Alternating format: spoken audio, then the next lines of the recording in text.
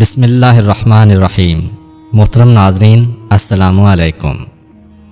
اہل سرسار کی ایک قوم جسے قوم سبا بھی کہا جاتا ہے، اللہ تعالیٰ کی بے شمار نعمتوں کے اندر زندگی گزار رہی تھی۔ یہ قوم ایک عظیم تہذیب و تمدن کی مالک تھی۔ حضرت داؤد علیہ السلام اور حضرت سلیمان علیہ السلام کی باعظمت حکومتوں کے بعد ان کی حکومت زبان زدے خاص و عام تھی۔ کہا جاتا ہے کہ یہ لوگ گندم کے مغز سے آٹا پیس کر روٹیاں پکاتے تھے، لیکن اس قدر اسراف کرنے والے اور ناشکرے تھے کہ انہی روٹیوں کے ساتھ بچوں کا پاخانہ صاف کرتے تھے۔ ان آلودہ روٹیوں کو اکٹھا کرنے سے ایک پہاڑ بن گیا تھا۔ ایک صالح شخص نے وہاں سے گزرتے ہوئے ایک عورت کو دیکھا جو روٹی کے ساتھ بچے کے پاخانے کے مقام کو صاف کر رہی تھی۔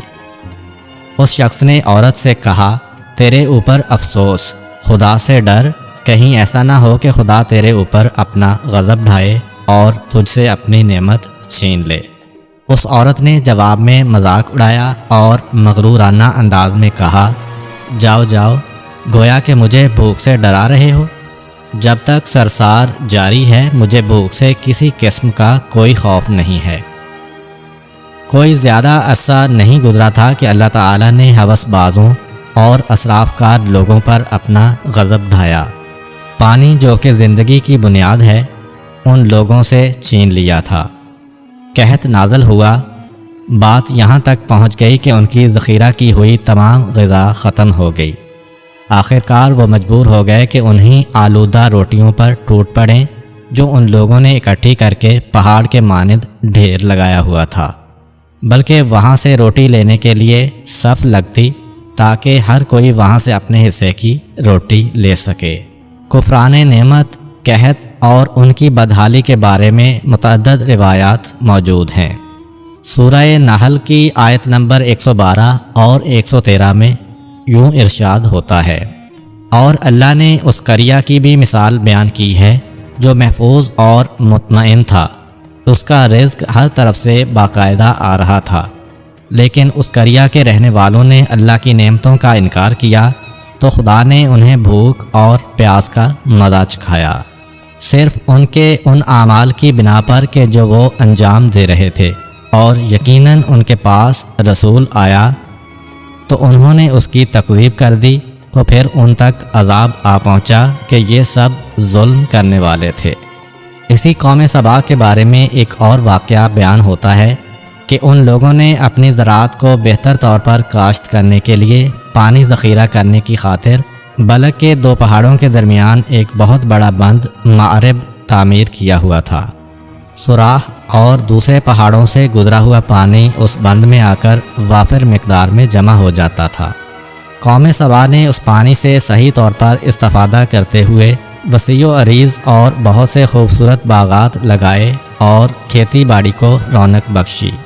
ان باغات کے درختوں کی شاخیں اس قدر پھلوں سے لدی ہوئی ہوتی تھیں کہ کہتے ہیں کہ اگر کوئی شخص سر پر ٹوکری رکھ کر ان کے نیچے سے گزرتا تو پھل خود بخود ٹوکری میں گرنا شروع ہو جاتے اور قلیل مدت میں ٹوکری تازہ پھلوں سے بھر جاتی۔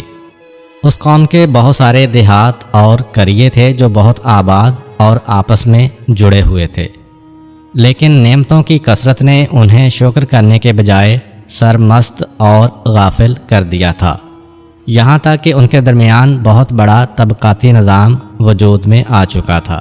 ان میں سے صاحب اقتدار لوگوں نے کمزوروں اور ضعیفوں کا خون چوسنا شروع کر رکھا تھا، یہاں تک کہ ان لوگوں نے خدا سے ایک احمقانہ التماس کیا جس کا ذکر سورہ سبا کی آیت نمبر 19 میں ملتا ہے۔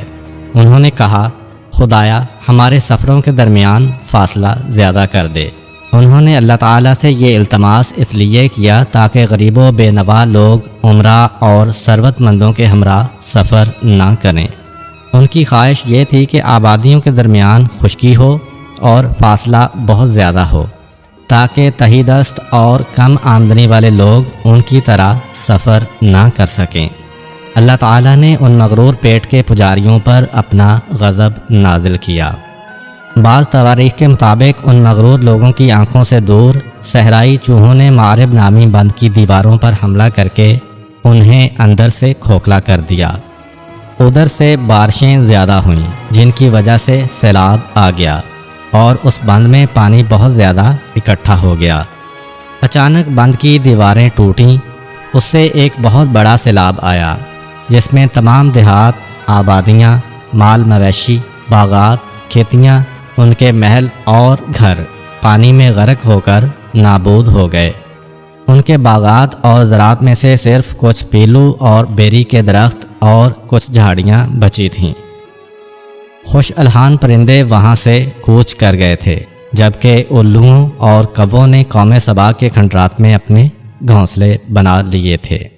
اس بات کا ذکر سورہ سبا کی آیت نمبر 15 اور 16 میں ملتا ہے، اور آخر میں سورہ سبا کی آیت نمبر 17 میں قرآن کریم میں اس واقعہ کا یوں نتیجہ نکالا ہے: یہ ہم نے ان کی ناشکری کی سزا دی ہے اور ہم ناشکروں کے علاوہ کسی کو سزا نہیں دیتے ہیں۔ امید کرتا ہوں کہ آپ کو آج کی ویڈیو اچھی لگی ہوگی۔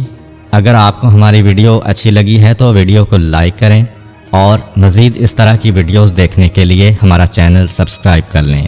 ملتے ہیں نیکسٹ ویڈیو میں، اجازت دیجیے، اللہ حافظ۔